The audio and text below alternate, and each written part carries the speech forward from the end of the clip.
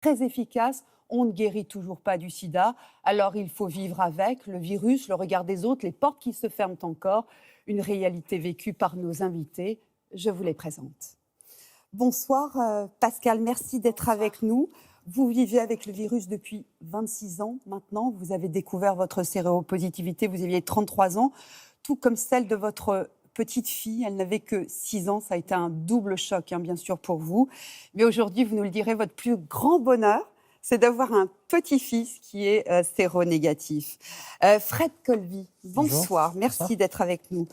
Vous vous battez, vous, au sein de l'association Aide pour la prévention et contre l'ignorance qui, dites-vous, nourrit la sérophobie.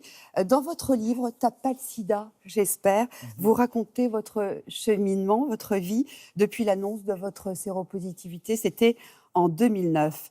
Avec nous aussi, mais à distance, la professeure Françoise Barré-Sinoussi. Bonsoir, professeur. On peut le dire, la lutte contre le sida, c'est un peu le combat de votre vie. Vous avez co-découvert le virus en 83, prix Nobel de médecine. Vous êtes aujourd'hui présidente du SIDAction, l'association de lutte contre le sida en France. Et puis à distance également, docteur Anne Simon, bonsoir. Vous êtes infectiologue. Vous dirigez le centre gratuit d'information et de dépistage à l'hôpital de la Pitié-Salpêtrière. Vous connaissez bien la réalité de l'épidémie aujourd'hui en France. Et puis Didier Lestrade. Bonsoir Didier, merci d'être avec nous. Thibault, dans le film, c'est vous, on va revoir l'image de Thibault, c'est votre histoire. Vous êtes cofondateur d'Actop Paris en 89, une association que vous avez dirigée jusqu'en 92. Ce film, il est sorti au cinéma en 2017. Aujourd'hui, beaucoup de Français découvrent cette histoire. C'était important pour vous de montrer, on va dire, cette époque du début de l'épidémie, le tout début de l'épidémie et du combat. Oui, bien sûr, c'était important. Et puis surtout, ce qui a été important, c'est que le film soit un succès. Ouais. Il aurait pu ne pas avoir une telle approbation médiatique, de la critique. Ça a été un succès en France, très important. Et je crois que l'idée de ce film était de raconter déjà une histoire qui commençait à être oubliée. Je crois que c'est ce qui a beaucoup marqué, par exemple, le public que j'ai pu rencontrer, c'est que beaucoup de personnes disaient « mais j'ai jamais entendu parler de ça », alors qu'on était un groupe très médiatique. Donc déjà, c'est un travail sur la mémoire que je trouve très intéressant. Un travail sur la mémoire. Alors c'est vrai qu'Actop, on l'a vu, c'était le choix d'action radical. Pour vous, personnellement, dans l'urgence du moment, il n'y avait pas d'autre choix ? Non, il n'y avait pas d'autre choix, parce que je crois que les premières associations de lutte contre le sida qui ont été créées en première partie des années 80, bien sûr, ont dû s'occuper des malades et des relations avec l'État pour s'assurer qu'il n'y ait pas de discrimination, mais je crois que vers la fin des années 80, un sentiment de colère quand même montait. Et puis surtout, je crois qu'il était important d'aller à la confrontation.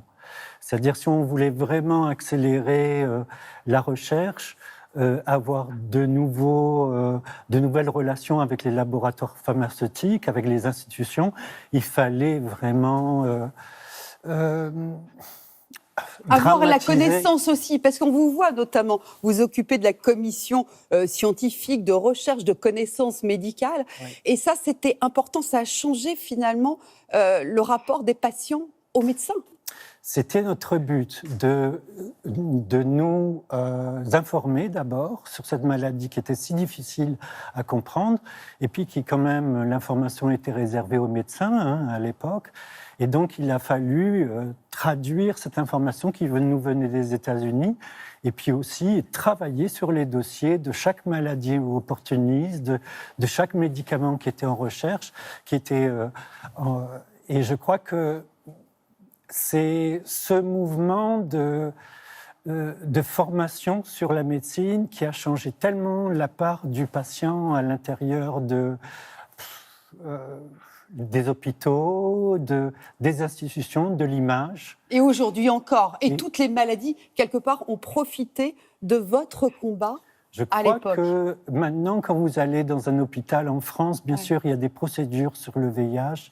Et donc, ce qui fait qu'un petit groupe comme ACT UP, avec bien sûr le travail des autres associations, a réussi vraiment à a modifié fondamentalement l'accès aux soins, la manière dont la médecine est traitée sur cette maladie, qui peut donner beaucoup d'informations maintenant face à une autre épidémie comme le Covid, parce qu'il y a beaucoup de choses qui sont très proches, en fait, entre ces virus. Dans cette demande d'information, de compréhension face à un virus qu'on découvre et qui nous dépasse parfois aussi. C'est la peur. Le phénomène fondamental des épidémies, c'est la crainte. La crainte des autres, c'est la crainte pour sa sexualité, pour sa survie, le silence aussi qui entoure ça. Beaucoup de personnes sont mortes. Et vous avez vu partir, bien sûr, beaucoup de vos amis à ACT UP. On le voit dans ce film très, très émouvant. Et on a l'impression qu'ACT UP, c'est un peu une famille. On s'aime, on se soutient, on s'engueule aussi, comme dans une famille, mais on est là ensemble.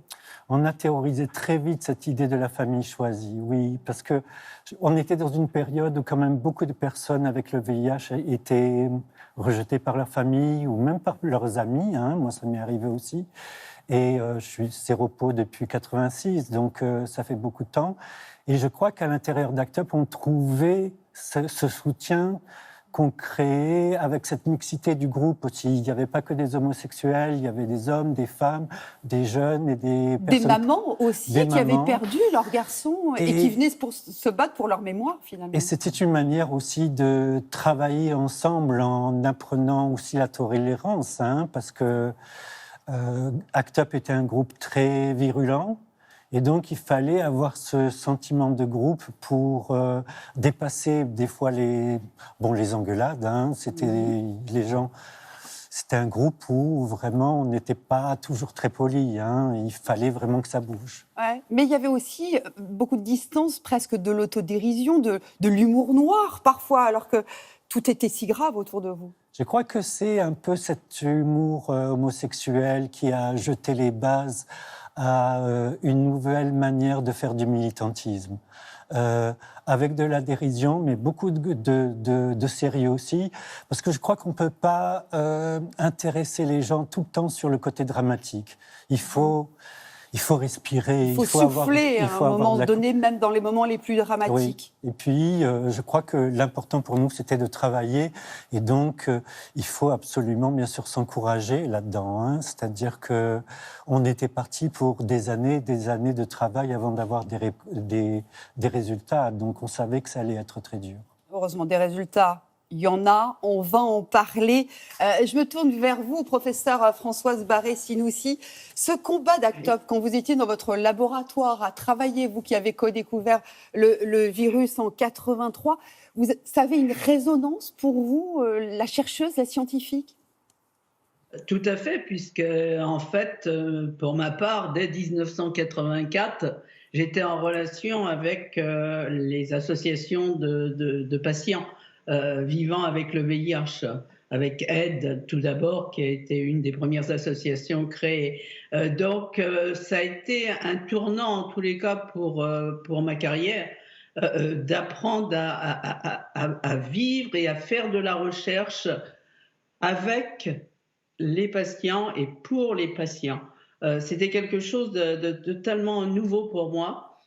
Et puis j'ai appris beaucoup en les écoutant, et à orienter aussi les recherches en fonction justement des attentes des patients. Et ça, c'était quelque chose d'important.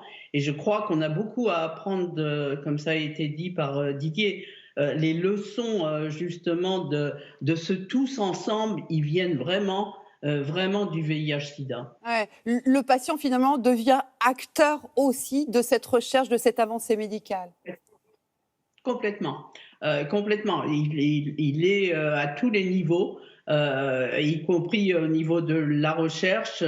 Les chercheurs aujourd'hui qui travaillent, moi je suis retraité, mais les chercheurs qui travaillent aujourd'hui sur le VIH travaillent avec les représentants de patients. C'est important d'avoir leur vision, leur avis sur les projets de recherche qui sont développés. Je me tourne vers vous, Fred Colville, puisque vous êtes séropositif depuis 2009, mais vous dites dans votre livre « T'as pas le sida, j'espère » que finalement vous devez beaucoup à Didier Lestrade, à cette première génération de combattants, je dirais. Bien sûr, oui. Pour moi, il y a une histoire d'héritage, de transmission même. C'est pour ça que le film 120 battements, je trouve qu'il est très important. Parce que ça fait partie, moi j'estime qu'en tant que séropo, je fais partie de cette histoire. Je suis la nouvelle génération, entre guillemets, celle qui a pu bénéficier de ces traitements et qui aujourd'hui est en bonne santé. Et c'est un peu les messages que je transmets dans mon livre. Mais bien sûr, je suis très redevable à cette génération de militants, de ACT UP, AID et d'autres qui ont fait avancer les choses et qui ont fait de la politique. Parce que le sida, c'est aussi un combat politique. Vous racontez dans votre livre le moment de l'annonce et vous dites à ce moment-là, j'ai des images de colère, de souffrance, de mort, finalement les images qu'on a vues dans le film. Oui, mais le problème aujourd'hui avec le VIH, c'est qu'en fait, il y a un décalage entre les avancées thérapeutiques et le regard de la société. C'est-à-dire, moi, en 2009, les seules images que j'avais, c'était effectivement les années 80. Donc, c'était la mort, la souffrance, le film Philadelphia, etc. Et ce qui me manquait, c'était des informations sur ce que c'est le VIH aujourd'hui, les trithérapies, le fait qu'on retrouve une espérance de vie normale, qu'on ne transmet pas le VIH grâce au traitement, etc. Et ça manquait cruellement et ça manque toujours aujourd'hui, je pense. Et c'est pour ça que c'est important qu'il y ait ce plateau aujourd'hui pour qu'on puisse discuter, parce que le film 120 battements est important, mais ça se passe quand même dans les années 90. Donc il y a eu des avancées depuis et c'est important de pouvoir parler de ces avancées. Bien sûr, on va en parler, mais au moment où vous l'apprenez, vous dites, je sens, je me regarde dans la glace et je me dis, mon corps a déjà changé, je prends un bain, je suis sale. Ouais. Oui, parce que c'est l'image, en fait, qu'on renvoie aux personnes séropositives. C'est toujours la maladie de la honte, c'est toujours lié à la sexualité, c'est toujours... On renvoie aussi beaucoup de culpabilité. Moi, on m'a souvent dit, suite à des témoignages, en même temps, t'avais qu'à mettre une capote ou tu l'as bien cherché. Donc, c'est des phrases qui sont dures, qui sont violentes à entendre. Bien sûr, bien sûr. Et en même temps, vous dites, quand ça m'est arrivé, je n'y croyais pas du tout parce que je pensais que ça n'arrivait qu'aux autres. Ouais. Parce que vous faisiez régulièrement des tests. Oui. Mais en prenant régulièrement des risques. Oui, et puis j'avais conscience aussi qu'en tant qu'homosexuel, je fais partie d'une communauté qui est très exposée au VIH. Aujourd'hui, les gays en France, c'est 40% des nouvelles contaminations. Donc il y a une surexposition du VIH pour les hommes qui ont des rapports sexuels avec des hommes. Donc c'est pour ça que je me faisais dépister tous les 3 mois. Mais comme ça revenait tout le temps négatif, je me disais, ça n'arrive qu'aux autres, effectivement. Vous vous sentiez immunisé, finalement. Ouais, c'est ça. On se sent invincible. Et puis, je ne connaissais pas d'autres personnes séropositives aussi. Donc, voilà. Donc, c'était loin de vous. C'est ça. Donc, ça ne pouvait pas vous toucher. Tout à fait. Ouais. Pascal, c'est un petit peu aussi votre sentiment. Quand vous l'apprenez à 33 ans, c'est le ciel qui vous tombe sur la tête, parce que c'était très loin de vous. Ben oui, moi je suis une femme, c'était les homosexuels, les toxicomanes, je ne me sentais pas du tout concernée. Moi en plus, je suis génération pilule, donc voilà. Et ça a été la douche froide. Ouais, ça a été terrible, l'annonce. Pourquoi vous avez fait un test? Puisque finalement, vous pensiez que ça ne vous arriverait pas. Donc, c'est-à-dire, moi, j'ai été contaminée en 84. Et vous ne l'avez su qu'en 94? 94, parce que je suis tombée malade, j'avais des bronchites à répétition, ça n'allait pas du tout. Et le médecin m'a fait faire un test. Parce qu'il m'a dit, ton système immunitaire, là, ne fonctionne pas trop. Et là, vraiment, je suis tombée de haut parce que je ne m'attendais absolument pas. Et l'annonce, elle a été très, très violente parce que le médecin, il m'a annoncé, voilà, vous avez 2 ans à 3 ans à vivre... au revoir. Il y avait du monde dans la salle d'attente. Au revoir, madame. Et moi, j'étais en pleurs. Il vous a laissé seule comme ça, ouais, j'étais avec cette annonce. J'étais effondrée, mais j'étais le ciel qui me tombait sur la tête, quoi. Ça a été d'une violence terrible. Mais à l'époque, c'était comme ça. Les annonces, c'était... Livré à vous-même. Voilà. Et là, vous posez une question, vous dites, j'ai une petite fille. J'ai une petite Est-ce que vous pensez qu'elle est contaminée? Voilà. Donc, il me demande si elle est en bonne santé. Elle avait 6 ans et demi, elle était en parfaite santé. Il me dit, vous inquiétez pas, elle aurait eu déjà des problèmes, ou elle serait déjà morte. Bon. Mais mon médecin traitant a voulu quand même lui faire un test. Et donc, 15 jours après, on lui a fait un test et il était positif. Donc, je l'avais contaminé en 87. Voilà. Et là, c'est la double peine, quelque part. Non seulement vous devez vous battre, mais vous devez vous battre avec votre petite fille. Oui, et puis j'avais l'impression de lui avoir donné la mort, quoi, parce que de suite, le médecin m'a dit, elle n'arrivera pas à l'adolescence, votre enfant. Donc, vous imaginez, pour une maman, ce que ça peut être. Et donc, moi, je me suis dit, j'ai pris des risques dans ma vie, voilà. Mais ma fille, c'est trop injuste, quoi. Et ça a été horrible. À 6 ans, j'imagine qu'on ne peut pas dire à son enfant, on ne pourrait pas comprendre. Non, les médecins m'avaient dit, attendez, en grandissant, elle posera des questions, là, il faudra lui dire la vérité. Et en fait, c'est à 16 ans, elle était au lycée, et c'est là qu'elle a craqué. C'est-à-dire qu'elle a compris qu'elle avait... Elle a compris, ben, elle le savait certainement depuis longtemps, puisqu'on prenait beaucoup de traitements, on allait à l'hôpital souvent, mais peut-être qu'elle ne voulait pas le savoir, ou elle ne voulait pas me demander, enfin c'était compliqué pour elle. Puis un jour, voilà, elle a craqué, quoi. Et là, il a fallu que je lui dise la vérité. Et là, vous lui avez dit quoi? Quel mot on peut trouver? Alors, ben, je lui ai dit, ma chérie, on est séropositive, on a le virus du sida. Et de suite, elle m'a dit, maman, on va mourir. Je lui ai dit, non, ma chérie, t'inquiète pas, tous les traitements qu'on prend, ça va pas nous guérir, mais ça va nous empêcher de tomber malade. Enfin, j'ai essayé de trouver les mots pour la rassurer. Ça a été un moment très, très fort, mais en même temps, moi, ça a été un grand soulagement. Mes de épaules ne plus se sont... porter dans le secret, d'avoir ce secret entre votre fille et vous, j'imagine. C'était un fardeau pour moi. Je me trimballais ce secret depuis 10 ans, en me disant... Le jour où elle va me poser la question, comment je vais faire, comment je vais pouvoir lui dire. Et finalement, ça s'est fait très naturellement. Et puis, voilà, ça s'est passé. Vous vouliez réagir? Moi, je pense qu'il faut toujours le dire. C'est-à-dire que plus tôt on le dit, bien sûr, il faut se préparer d'abord. Voilà, mais il fallait que j'attende qu'elle me pose la question, oui. Tu comprends? Moi, je ne me sentais pas de lui dire... J'attendais qu'elle pose des questions. Non, puis en plus, un enfant, c'est vraiment différent. Mais moi, je pense quand même que la position d'Act Up, c'était de casser ce secret très vite. Et je crois que, par exemple, que moi, mes relations avec mes parents se sont améliorées au bout de plusieurs décennies, précisément parce que j'ai continué à les informer là-dessus. Et je crois que pour les personnes qui se...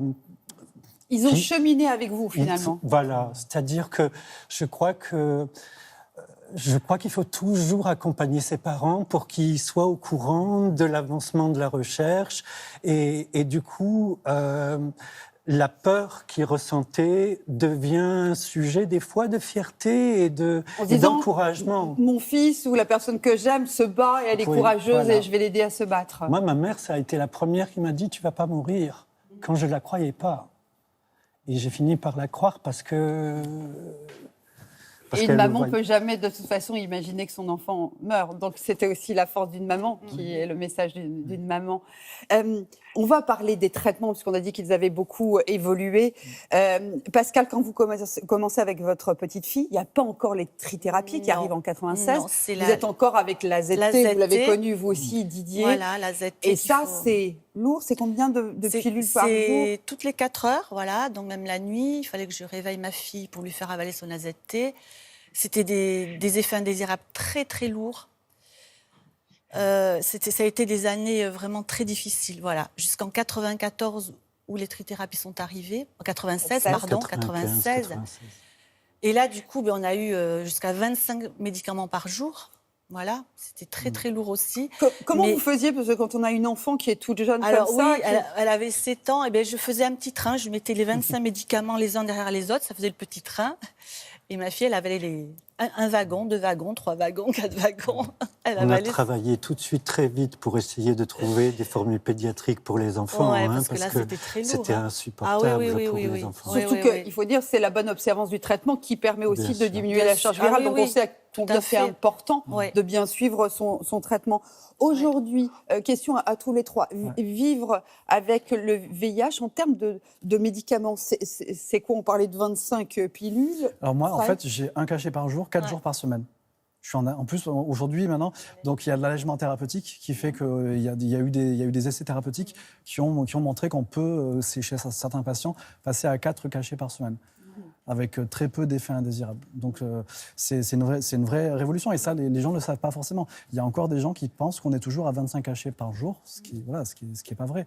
Et puis surtout, les traitements que prennent les personnes séropositives aujourd'hui ont l'effet on ne transmet plus le virus à nos partenaires. Et ça, c'est une révolution. Alors ça, justement, on va en parler avec Françoise Barré-Sinoussi. Que de progrès depuis 1996, on le disait. Aujourd'hui, on est capable de rendre la charge virale indétectable. Qu'est-ce que ça veut dire concrètement? Le virus, il est toujours là, mais infiniment? Tout à fait. Le virus reste là, à l'état dormant, caché dans certaines cellules du corps, dans certains compartiments du corps, dans beaucoup de compartiments du corps d'ailleurs, mais il est caché dans le matériel génétique des cellules. Donc le traitement ne peut pas le voir. Et donc, si la personne arrête son traitement, par contre, le virus à nouveau se multiplie. Et donc, on sait très bien que, effectivement, comme vous l'avez dit, les personnes ne sont pas guéries. Le virus est toujours là dans ses réservoirs dans le corps. Par contre, comme Fred vient de le dire à l'instant, puisque le virus est parfaitement bien contrôlé, ça veut dire qu'une personne qui a une charge virale indétectable ne transmet pas aux autres. Et ça, je pense qu'on ne le sait pas suffisamment aujourd'hui. C'est extrêmement important puisque finalement, ce traitement, c'est à la fois un bénéfice individuel énorme puisque la vaste majorité des personnes qui sont sous traitement avec un virus contrôlé ont une espérance de vie quasiment similaire, en particulier si elles sont traitées très tôt, à une personne qui n'est pas infectée par le VIH, et en plus, elles ne transmettent pas aux autres. On casse la chaîne de transmission finalement du virus en se soignant bien soi-même. Et vous, Fred, vous disiez dans votre livre, pour moi, l'arrivée, enfin, quand j'ai appris ça, ça a été une libération. Oui, et même une révolution, parce que tout à coup, on n'est plus un virus en fait. Avant, j'avais l'impression d'être un virus ambulant, peur de le transmettre à mes partenaires, etc. Et là, tout à coup, il y a un poids énorme qui disparaît. Et du coup, en termes d'estime de soi, déjà, c'est important. En termes d'observance, on a envie de prendre son traitement parce qu'on a envie que la charge virale elle reste indétectable. Et puis, en termes d'épidémie aussi, enfin, c'est génial. Aujourd'hui, en fait, si on dépiste toutes les personnes séropositives et si on les met toutes sous traitement, il n'y a plus d'épidémie du VIH. Donc, en fait, on a les outils. Alors justement, Anne Simon, vous qui dirigez un centre de dépistage et de diagnostic à la Pitié-Salpêtrière, ces progrès, ça veut dire qu'aujourd'hui, on change son discours quand on est médecin, qu'on est face à une personne qui vient d'apprendre sa séropositivité, on lui dit tu peux être acteur de ton traitement de ce virus et en même temps protéger les autres. On a un discours plus positif aujourd'hui? Ah, totalement, oui. C'est vrai que, comme l'a dit Françoise et les invités concernés, au départ, c'était un peu compliqué parce qu'on était avec peu de connaissances. Là, aujourd'hui, on sait, et on a commencé d'ailleurs par la transmission de la mère à l'enfant, qui depuis plusieurs années est empêchée par les traitements et qui maintenant est démontrée comme une bonne prévention et qui équivaut largement à un préservatif. Docteur Anne Simon, aujourd'hui, on peut dire à une future mère qui arrive, qui apprend sa séropositivité, vous pourrez avoir un enfant qui sera séronégatif. Bien sûr, bien sûr, bien sûr. En France, actuellement, où les femmes sont dépistées, sont traitées très vite et prennent bien leur traitement, bien évidemment, il n'y a quasiment pas d'enfants qui naissent séropositifs. Ça, c'est formidable. Et c'est un formidable espoir pour les futures mamans. Vous n'avez pas eu cette chance, Pascal, mais votre fille a eu cette chance, puisque finalement, votre petit-fils, il a 5 ans et demi, hein, c'est ça? Oui, 5 ans, voilà. Et il est en parfaite santé. Voilà, ça a été un grand bonheur pour nous. Oui, c'est extraordinaire. Voilà. Il a juste pris des traitements pendant quelques semaines, après sa naissance. Et c'est magnifique quoi, qu'une femme séropositive puisse avoir un bébé en bonne santé, c'est extraordinaire. Ça vous donne de la force, là. Ben oui, évidemment. Et ça a cassé cette chaîne-là familiale et c'était extraordinaire, vraiment. Ouais. Didier Lestrade, est-ce que pour autant, on oublie ce virus? Bien sûr qu'on l'oublie. Et je crois que le film l'atteste. C'est-à-dire je dis on l'oublie, c'est-à-dire le fait d'avoir des médicaments. Est-ce que vous... Ah non, moi je ne l'oublie jamais. Vous l'oubliez jamais. Que, de toute façon, maintenant, moi je considère même que ça fait partie de mon identité. La moitié de ma vie, j'ai passé... j'ai été séropositif et je crois que quand on a passé tous les effets secondaires, surtout des trithérapies après, c'est-à-dire... les lipodystrophies, la perte de graisse, les problèmes osseux. Moi, vous voyez, mon visage, il va falloir il y a des produits de comblement, parce que vous m'auriez vu en 2002, j'étais cadavérique. Vraiment, j'ai jamais été malade, mais j'ai énormément subi les effets secondaires des traitements. La magie aujourd'hui, c'est d'avoir des traitements qui sont très puissants, avec beaucoup moins d'effets secondaires. Mais le problème, c'est que, par exemple, la transmission de mère-enfant, ça marche dans les pays riches, mais encore une fois, dans le reste du monde, il y a des centaines de milliers d'enfants qui naissent séropositifs aujourd'hui et qui meurent. Donc, le problème, c'est bien sûr répartir cette victoire qu'on a eue dans les pays occidentaux, non seulement pour les groupes qui sont fragilisés autour de nous, mais encore une fois dans les pays du Sud. Pascal, vous non plus, vous l'oubliez jamais, ce virus? Moi, je ne l'oublie jamais. Ça fait partie de vous. Ça fait partie de moi. C'est un pote, quelque part. Voilà, il fait partie de moi. Donc, mais je ne peux pas l'oublier, parce que déjà, il y a la prise de médicaments, même si j'en ai qu'un par jour, voilà, ce qui n'a plus rien à voir avec il y a 20 ans. Mais c'est présent, quoi, c'est toujours là quand même. Et vous me disiez que vous craignez chaque hiver le moindre petit... Oui, j'ai toujours peur parce que je n'ai pas un système immunitaire très solide, donc j'ai toujours peur si j'attrape un rhume, que ça dégénère, ça peut aller très vite. On se sent fragile. Je me sens très fragile, très vulnérable, mais en même temps, j'ai une force en moi extraordinaire parce que je suis une survivante quelque part. Je le sais. Donc voilà, c'est cette dualité en moi, c'est la combativité. Je me dis, ouais, il ne peut rien m'arriver. Et en même temps, j'ai peur quand même. Voilà, je vis avec ça en fait. Vous vivez avec ça, avec ce sentiment de vulnérabilité, d'autant que votre compagnon est décédé, il était également séropositif, décédé il y a 5 ans, d'un cancer du poumon, mais finalement un corps fatigué. Oui, voilà, qui n'a pas supporté les chimiothérapies, qui n'a pas supporté le cancer, quoi. Ouais. Donc là, ça m'a renvoyé tout dans le visage, mais... Donc, cette peur, elle fait partie de moi, mais bon, elle ne m'empêche pas de vivre, voilà. Et en même temps, voilà, je fais attention à moi, j'essaye de bien me nourrir, voilà, je me chouchoute, voilà. Et j'ai envie de vivre, j'ai envie d'être une centenaire séropositive, moi, voilà. Professeur Françoise Barré-Sinoussi, le sentiment de vulnérabilité, les corps sont mis à mal à force d'être sous traitement, de se battre contre ce virus. Est-ce qu'aujourd'hui, on voit des corps plus usés, où on vieillit, mais on vieillit plus difficilement?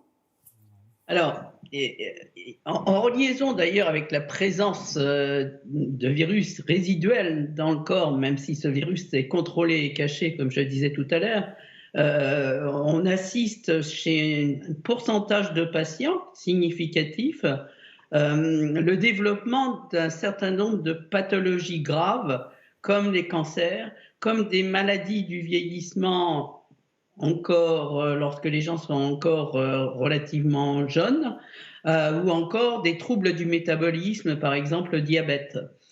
Et cela, c'est lié en partie au traitement, mais c'est lié aussi au virus résiduel et surtout à l'inflammation qui reste présente à bas niveau chez les patients sous traitement. Et en fait, toutes ces pathologies, les maladies que je viens de citer, on sait que l'inflammation joue un rôle aussi dans le développement de ces maladies.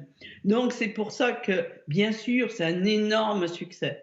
Mais il faut déjà regarder devant nous et essayer de développer les traitements du futur.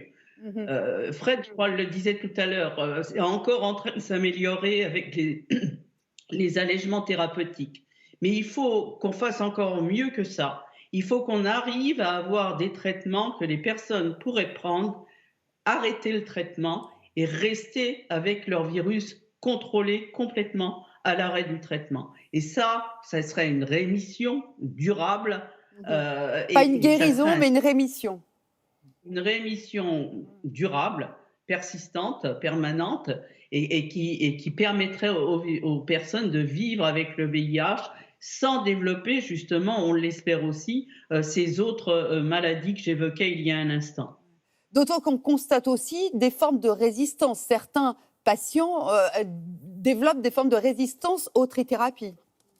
Alors, c'est une des inquiétudes aussi que l'on a. Pour l'instant, il est vrai qu'on voit une augmentation des résistances au traitement dans un certain nombre de pays d'Afrique et d'Asie. L'OMS a rapporté en 2019, par exemple, qu'il y a dans certains pays 10% de résistance aux premières lignes de traitement chez des personnes nouvellement diagnostiquées et qui déjà sont résistantes à la première ligne de traitement. Ça, bien sûr, c'est une inquiétude pour le futur. Par contre, si on regarde en France, pour l'instant, ce sont encore des cas extrêmement rares, ces multirésistantes, même s'il y a eu une publication il y a quelques mois qui décrivait deux patients ayant des formes multirésistantes de virus. Mais ça reste des cas extrêmement rares. Ouais. Ça montre combien la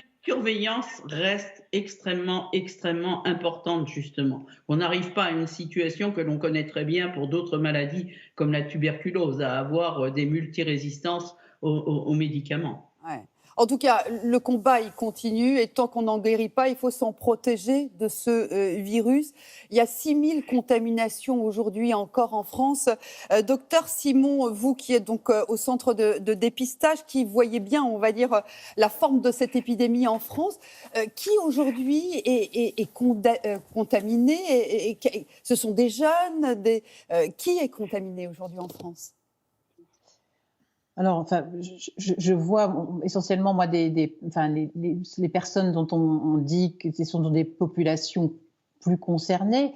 Donc, effectivement, les personnes ayant des relations avec homosexuels, et puis les personnes issues de la migration, qu'ils soient d'ailleurs français ou plutôt d'immigration d'Afrique subsaharienne. Et c'est puisqu'il compare. Tout à l'heure, Fred a dit 40% d'ACHH et il y a 30% de personnes d'origine d'Afrique subsaharienne ou migrants. Alors, ce sont 6000 contaminations par an. C'est un chiffre à peu près qui stagne ces dernières années. Docteur, vous avez compris pourquoi ça stagne? Parce qu'on a des autotests, on a des tests remboursés par la sécurité sociale. Qu'est-ce qui bloque? Qu'est-ce qui ne marche pas? Alors, je pense qu'il y a plusieurs choses. La première, c'est que un certain nombre de gens, et on voit bien même que ça reste l'histoire, ne se sentent pas concernés. C'est-à-dire qu'elles ne pensent pas avoir pris des risques. Il y avait eu l'année dernière un tout petit écho sur les personnes de plus de 50 ans qui ne sont pas très nombreuses dans ces statistiques des 6000, mais qui sont des gens qui ont été dépistés très très tard parce qu'ils ne se sentaient pas du tout concernés, qui attendent d'être malades pour être dépistés. Et puis, il y a des personnes qui ont encore peur de se faire dépister parce que c'est encore très discriminant, et notamment dans certaines communautés. Et donc, du coup, on ne permettent pas de se sentir à l'aise avec une séropositivité éventuelle. Et du coup, ils vont pas. Et c'est pour ça d'ailleurs que, notamment les centres de dépistage, et le mien en particulier, on essaye d'aller vers les populations à risque, vers celles qui, justement, ne se sentent pas concernées ou ont peur du dépistage, parce qu'un certain nombre de personnes n'ont pas de papier, par exemple, ou de prise en charge, et se disent que s'ils arrivent dans un hôpital ou dans un centre de dépistage, ils vont devoir soit payer, soit donner leur nom, ce qui n'est pas du tout le cas. Ça peut être fait de façon anonyme et gratuite. Anonyme et gratuit, et ça c'est une des forces de la France quand même, d'avoir mis en place ça. Fred, vous avez fait notamment du dépistage. Oui. Et là, vous avez senti ce frein, là, justement, cette peur. Oui, en fait, pendant longtemps, il y a eu une stratégie de la peur autour du VIH. On disait VIH égale sida égale mort. Et du coup, beaucoup de gens n'allaient pas se faire dépister. Moi, quand je faisais du dépistage chez Aide, j'avais des gens en face de moi qui me disaient « Si vous m'annoncez que je suis séropositif, je vais me suicider ». Parce qu'ils pensaient qu'ils allaient mourir dans les 5 années à venir. Alors que dans les années 2010, non, on a une espérance de vie normale, enfin, c'est ce qu'on a expliqué, etc. Donc en fait, moi je pense qu'aujourd'hui, la clé, c'est d'expliquer aux gens qu'il faut aller se faire dépister parce qu'on a accès en France à des traitements, tout est remboursé, les traitements sont efficaces, l'espérance de vie est restaurée, etc. Aujourd'hui, on estime en France qu'il y a 25 000 personnes qui sont séropositives et qui ne le savent pas, ce qu'on appelle l'épidémie non diagnostiquée. Donc il faut aller, comme disait le docteur Simon, il faut aller chercher ces gens qui sont éloignés du système de santé. Par exemple, en Seine-Saint-Denis, aujourd'hui, c'est le département en France le plus touché par le VIH. Pourquoi ? On le sait, il y a des inégalités sociales. Le VIH, comme toutes les épidémies, c'est une épidémie aussi sociale qui touche des populations plus précaires, plus vulnérables. Et c'est pour ça aussi qu'il y a des campagnes sur les discriminations. Aujourd'hui, par exemple, Aide a lancé une grosse campagne sur les discriminations parce qu'on sait que certains publics sont plus touchés, notamment les gays nés à l'étranger, les femmes nées à l'étranger, qui sont éloignés des systèmes de santé. Moi, je voudrais aussi qu'on parle des jeunes. Il y a un an, une des équipes de France Télévisions a pu tourner dans un centre de dépistage. Écoutez notamment ce jeune qui vient justement se faire dépister. Tu as eu donc des rapports non protégés. C'est ça. Ils sont récents ou pas? Ouais, c'est récent, ouais. Malgré 3 décennies de campagne d'information, 40% des infections sexuellement transmissibles concernent les jeunes de 15 à 24 ans, dont le VIH, qui se transmet par le sang, piercing, tatouage, personne qui se toxicomane par le nez, et les sniffs, paille, rapports sexuels brutaux, pouvant provoquer des saignements, notamment par la sodomie. Aujourd'hui, une simple goutte de sang permet de savoir si on est séropositif. Le résultat est immédiat. Tu es donc négatif et tu es négatif à 100%. Pas de possibilité, en insistant que le test est à 3 mois, c'est-à-dire à tout ce qui est au-dessus de 3 mois. D'accord. D'accord? Et pourquoi tu as eu ces rapports non protégés? Pourquoi tu t'es pas dit, tiens, je vais utiliser un préservatif? Bah, j'y ai pas pensé, et puis il y en a un où c'était en soirée, donc... T'étais sous? Ouais, j'ai un peu bu. Ouais. De l'alcool et de la drogue, c'est un âge charnière dans la vie de ces jeunes adultes, des comportements à risque renforcés souvent par la séparation familiale et l'éloignement géographique. Un étudiant sur 2 déclare ne pas utiliser systématiquement de préservatif aujourd'hui, pourtant remboursé à 60% par la sécurité sociale. Le dépistage est donc crucial, d'autant que les pratiques sexuelles changent, comme la fellation, qui se pratique de plus en plus en dehors de toute relation amoureuse, comme un simple baiser, le plus souvent sans protection. Le préservatif, je n'y ai pas pensé, dit ce jeune. On était en soirée, on avait bu, on avait envie d'être léger, on n'y a pas pensé. Anne Simon, là, la culture ou le discours du tout préservatif, il passe moins bien aujourd'hui chez les jeunes? Ou il passe plus? Oh, il passe moins bien, il passe quand même encore, heureusement, mais il passe moins bien. En effet, c'est paradoxalement lié à l'avant. Au moment où le sida était mortel et où il fallait, enfin, le discours était, c'était la mort ou le préservatif. Là, effectivement, ce n'est plus la mort ou le préservatif, et donc du coup, les personnes ont plus de mal à penser à se protéger, et notamment les jeunes dont on connaît les conduites à risque en général. Quand on est adolescent, on se sent effectivement invincible, on prend des risques parce qu'on pense qu'il ne nous arrivera rien. Et puis, je crois qu'effectivement, il y a peut-être plus actuellement de comportements au moment des soirées, effectivement, comme le soulignait le reportage, d'alcoolisation, de drogue qui, évidemment, augmente le risque par désinhibition, et on n'y pense pas, et on se retrouve le lendemain avec possibilité de risque. On le voit très bien avec la persistance du nombre des VIH, mais aussi avec le nombre des IST qui augmente. Il m'a dit sexuellement transmissible.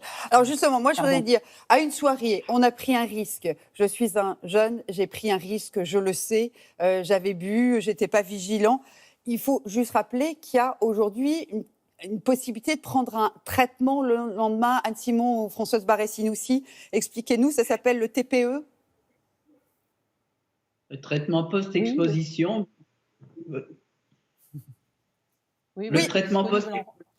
Évidemment, le traitement par des antirétroviraux en post-exposition, ça existe aujourd'hui. Il y a effectivement aujourd'hui, ça revient toujours à ce que je disais tout à l'heure, le traitement en soi aujourd'hui, c'est aussi la prévention et il peut être utilisé en post-exposition à une infection, ou également d'ailleurs en pré-exposition, c'est la fameuse PrEP, qui peut être utilisé aussi pour se prévenir justement de l'infection si on a un rapport à risque. Et ça, c'est un grand progrès aussi. Je voudrais simplement rajouter un mot, parce que ce soit pour les jeunes ou que ce soit pour les moins jeunes, combien le dépistage est important. Le dépistage, quelque part, c'est un des éléments de la prévention aussi. Et le dépistage actuellement, dans cette période d'épidémie de Covid, on a tous une certaine inquiétude avec des données qui indiqueraient que justement dans la période du confinement, il y a eu une diminution des dépistages et une diminution aussi de l'accès à la PrEP. Et là, il va falloir suivre ça de très près dans les mois qui viennent. Ouais, effectivement, parce que Fred, vous vouliez vraiment le dire. Pour vous, la PrEP, c'est vraiment un outil. Alors, qui y a droit alors, c'est très suivi. Hein, on ne va pas chez son médecin traitant. C'est un médecin spécialiste qui va vous donner Alors, ce bientôt, traitement. ça va être annoncé dans quelques jours. Bientôt, les médecins traitants pourront prescrire de la PrEP. D'accord. Voilà. Et pour moi, c'est une révolution, la PrEP. Je fais souvent une analogie avec la pilule contraceptive. Parce que du coup, les personnes reprennent le pouvoir sur leur prévention, notamment les femmes, les travailleuses du sexe, etc. Toutes les personnes qui sont très exposées au VIH, les personnes qui consomment beaucoup d'alcool ou des drogues et qui ne sont pas en capacité toujours de mettre un préservatif. Voilà. C'est important d'avoir le choix aujourd'hui dans une palette de prévention. Il n'y a pas de hiérarchie, en fait. La PrEP, c'est pas mieux que le préservatif, c'est juste un choix. Aujourd'hui, il y a le choix et ça marche. C'est vraiment efficace. Dans des villes comme San Francisco, par exemple, l'épidémie du VIH est en train de disparaître grâce au dépistage, grâce au traitement que prennent les séropos et grâce à la PrEP. Donc, il faut vraiment en parler parce qu'aujourd'hui, la PrEP, c'est remboursé en France, mais c'est pas encore bien déployé parce qu'à part les gays qui ont bien compris que ça marchait, c'est pas encore accessible chez d'autres populations qui sont très exposées au VIH. Et est-ce que les jeunes savent que ça existe d'avoir un traitement pré-exposition ou post-exposition dans les 48 heures quand on sait qu'on a eu un comportement à risque ou que la capote a craqué? Est-ce que les jeunes le savent? Est-ce que vous faites de la prévention les uns les autres, ACT UP, Aide? Je ne crois pas qu'ils le sachent, bien que quand même la rumeur se propage, hein, mais le problème, c'est que les jeunes ne s'intéressent pas assez à ces phénomènes épidémiologiques et épidémiques. On est là dans une crise du Covid qui est très importante, où on voit que le test est fondamental, non seulement tester, mais tracer, etc. Et c'est ce qu'on a fait, nous, quand même, il y a plusieurs années, il y a plusieurs décennies. Et c'est là où, moi, je suis un peu énervé que l'exemple du sida est très peu servi quand même depuis plusieurs mois à la lutte contre le Covid. Donc, on sait que ça marche. Il faudrait y aller d'une manière vraiment de l'information et encore de l'information. Vraiment, parce que là, pour une fois, on fait un test en sachant qu'il y a des réponses thérapeutiques et que donc il n'y a pas vraiment cette catastrophe qui était celle qu'on annonçait il y a encore 20 ans. Fred Coby, vous avez fait un petit peu 2-3 fois, je crois, de la prévention dans les collèges et les lycées. Est-ce que vous avez le sentiment que les jeunes sont encore informés suffisamment, que l'école les informe, que nous, parents, on informe suffisamment nos gamins? Pas du tout. Et moi, j'ai fait de la prévention dans un collège parce que j'ai une amie qui est prof et qui l'a fait par militantisme. C'était pas dans son programme, en fait. Elle l'a rajouté, elle a fait un cours sur le VIH. J'ai parlé de la PrEP, on a parlé de tout ce qu'on est en train de parler. Et les jeunes ne savaient pas tout ça. Et de façon plus générale, le grand public ne connaît pas la PrEP, ne sait pas que les personnes séropos sous traitement ne transmettent pas le VIH. Tout ça, en fait, nous, on le sait dans le milieu associatif, mais dans le grand public, ça ne se diffuse pas, en fait. Il n'y a pas aussi de volonté politique derrière. Il n'y a pas de campagne nationale, aujourd'hui, du ministère de la Santé, qui parle de la PrEP, qui parle du TASP, donc le traitement que prennent les personnes séropos. Donc, il y a aussi un manque de volonté politique derrière ça. Professeur Françoise Barré-Sinoussi, il y a un décalage entre la société, l'avancée de la société et l'avancée de la recherche. C'est-à-dire on a un décalage, on n'est pas allé aussi vite dans la transmission de l'information de vos avancées? Oui, j'allais dire d'ailleurs, dans l'enquête que fait tous les ans SIDAction chez les jeunes, 20% des jeunes se sont déclarés se sentir mal informés. Donc c'est quand même un pourcentage significatif. Je crois qu'il y a réellement à revoir les programmes d'éducation, j'allais dire sexuelle, parce que c'est pas seulement pour le VIH/SIDA, il en fait partie. Et il faut absolument revoir les programmes au niveau éducatif, parce que ils sont obsolètes et ils sont pas mis à jour. Et franchement, là, il y a un décalage entre l'information réactualisée et les connaissances qu'ont les jeunes aujourd'hui par rapport au VIH et par rapport globalement d'ailleurs aux maladies sexuellement transmissibles. Didier Lestrade, un dernier mot, après on passe aux discriminations. Est-ce qu'il en existe encore? Dans les nombreuses présentations que j'ai pu faire de 120 BPM, c'était la question qu'on me posait systématiquement en premier. Laquelle? Pourquoi il n'y a pas ça à l'école? C'est-à-dire que j'avais toujours au 3e rang une fille de 17 ans ou un garçon de 15 ans et qui me disait, et c'était toujours la première question. Donc ça veut dire que c'est vraiment, les jeunes sont tellement en demande de cette information sexuelle, non seulement pas que seulement pour les maladies, mais pour le consentement, pour le plaisir, tout un paquet de choses. On est en 2020. Et vraiment, on est là dans une situation où déjà l'épidémie, la société se referme et on a des messages vraiment positifs à apporter là-dessus.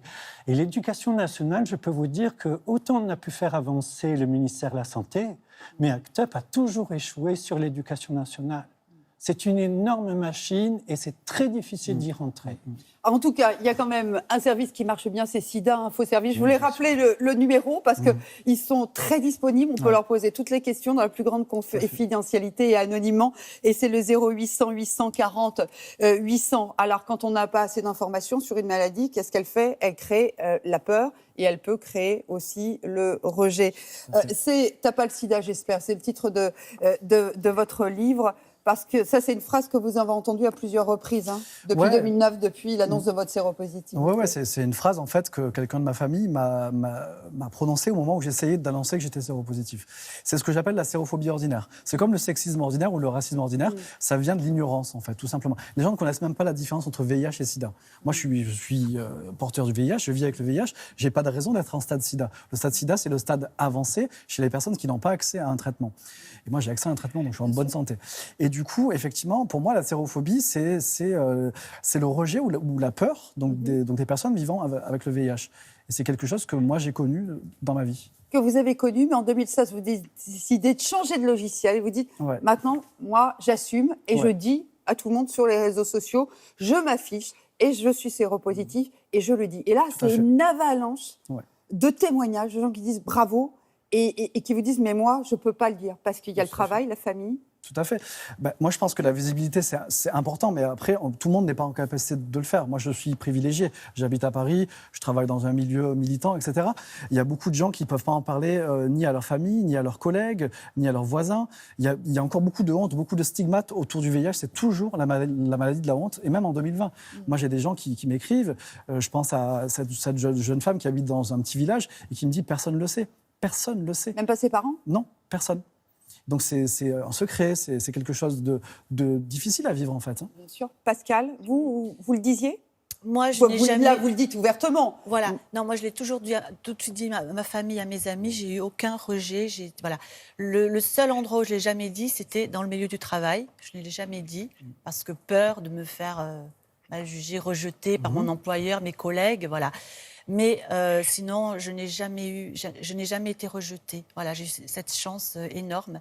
D'être entourée, on sait que c'est une force quand on est, comme vous disiez, votre maman, Didier, qui vous a quelque part accompagné et soutenu. Voilà, et ce n'est pas le cas de tous les séropositifs, malheureusement, même en 2020. C'est ça. Moi, je voudrais qu'on voit un clip de la campagne du SIDAction de cette année, où justement sur la lutte contre les discriminations, sur faire de la prévention, soutenir la recherche. C'est pour toutes ces raisons-là qu'on est là aussi ce soir et qu'il y a demain la journée mondiale de lutte contre le sida. On regarde ce clip. Cette année encore, grâce à vos dons, on ne reculera pas face au virus du sida. On ne reculera pas devant la différence pour donner à chacun les mêmes chances. On ne reculera pas devant les rires pour éviter les larmes. On ne reculera pas devant la nuit pour que d'autres vivent des jours meilleurs. Mais sans vous, tout peut s'arrêter. Alors pour qu'on continue d'avancer, continuez de donner.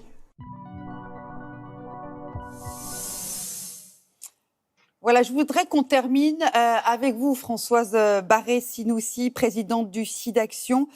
On est en pleine pandémie de la Covid, mais en quelques mois, on a réussi à trouver, on en passe de trouver des vaccins. Ça se met en marche et on se dit, ça fait 30 ans, plus de 30 ans, qu'on attend celui du sida. Alors c'est quoi? C'est parce qu'il n'y a pas assez d'argent ou parce que ce virus, il est vraiment retors? J'allais dire, c'est tout, c'est l'ensemble. Évidemment, plus il y a des financements et plus on peut développer de choses, mais également on a face à nous un virus particulièrement compliqué. En tous les cas, les interactions de ce virus avec le corps humain et en particulier avec l'ensemble des cellules de notre propre défense immunitaire fait qu'il est particulièrement compliqué justement d'avoir un vaccin qui va induire une protection. La recherche avance, cela dit.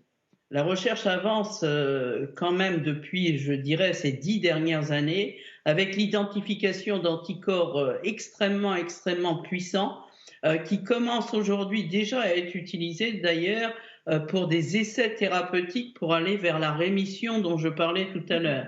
Et là, à l'heure où je vous parle, il y a aussi des essais de prévention, justement, qui sont en cours dans plusieurs pays, à l'aide de ces anticorps, justement, et j'espère qu'au mois de janvier prochain, à la conférence sur la prévention qui aura lieu, on pourra annoncer quelques résultats qui, j'espère, seront prometteurs. Mais voilà, la recherche continue à avancer. Elle a besoin de bras, elle a besoin d'argent, mais elle a besoin aussi de mieux comprendre encore cette interaction de ce virus compliqué avec le corps humain. Voilà, un message d'espoir pour terminer, mais il faut continuer le combat, continuer à soutenir le SIDAction, Aide, ACT UP et tous ceux qui se battent individuellement ou collectivement pour lutter contre ce virus. Merci à tous, c'est passé très vite. Merci à vous, c'est un sujet complexe. Merci d'avoir à la fois parlé de votre vie, de votre expérience, et puis aussi de ces notes d'optimisme aussi, pour qu'on aille se faire dépister, pour qu'on soit tous à notre niveau responsable. Merci à tous d'avoir suivi ce débat. Excellente soirée sur France 3. Bonsoir.